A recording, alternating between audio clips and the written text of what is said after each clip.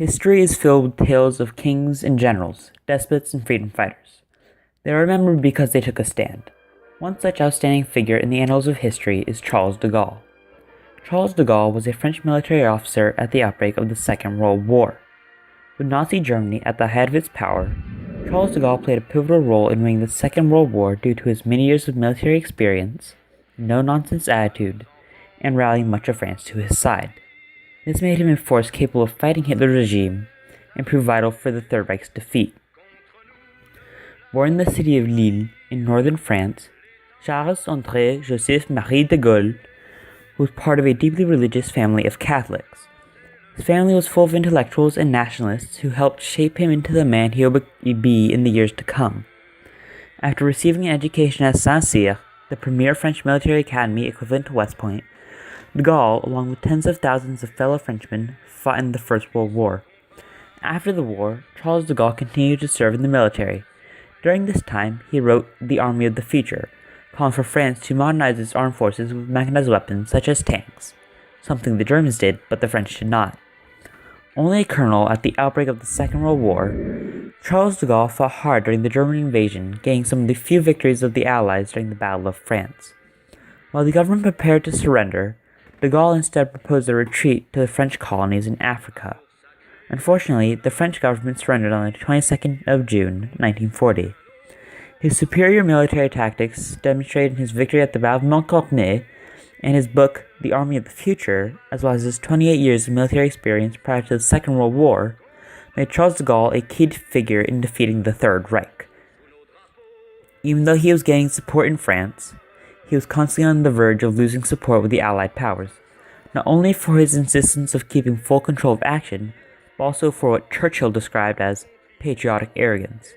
These strained relations were understandable, as de Gaulle believed the British were going to take over French colonies, and with the betrayal of his own government, his demands can be seen as a precaution. But it also demonstrates his readiness to spring into action whenever the need is presented.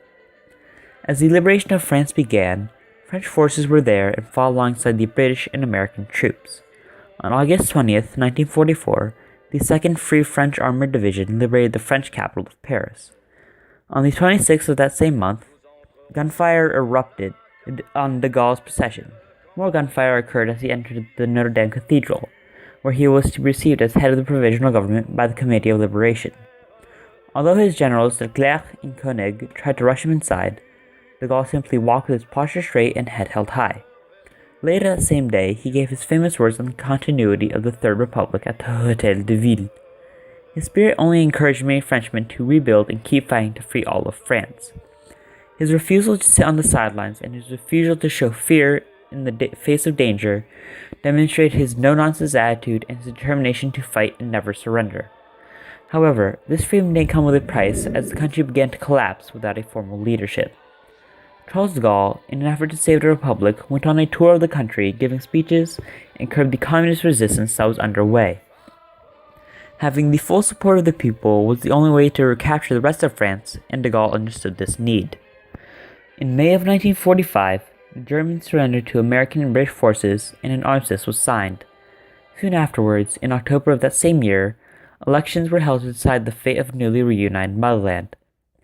De Gaulle campaigned for a strong executive branch, but faced resistance from other parties who wanted to restrict the powers of the presidency.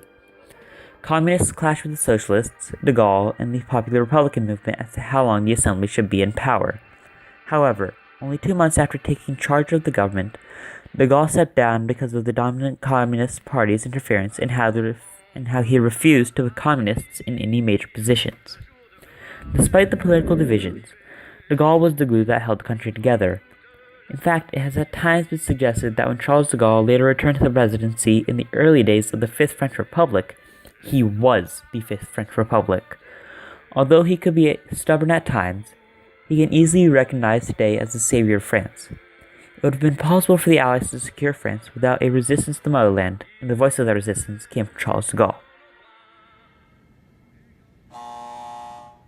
Le gouvernement français a demandé à l'ennemi à quelles conditions honorables il pourrait cesser le combat. Il a déclaré, en outre, que la lutte devait continuer si ces conditions étaient contraires à l'honneur, à la dignité et à l'indépendance de la France. Nous avons été surpris et submergés par la force mécanique, la tactique de l'ennemi. Mais il y a malgré tout des raisons d'espérer. Croyez-moi, rien n'est perdu pour la France. Les mêmes moyens qui nous ont vaincus peuvent nous apporter la victoire. La France n'est pas seule. La France n'est pas seule. La France n'est pas seule.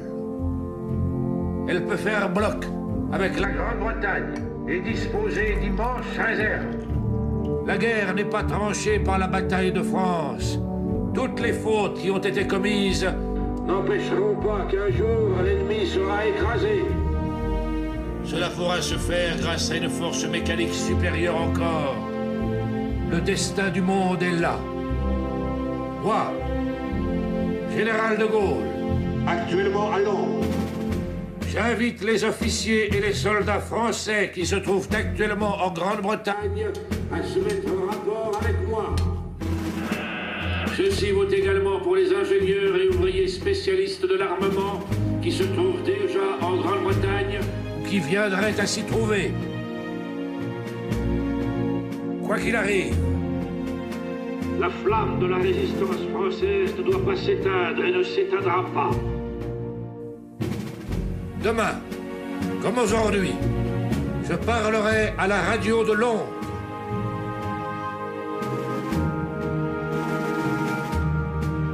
Thank you. That was very good.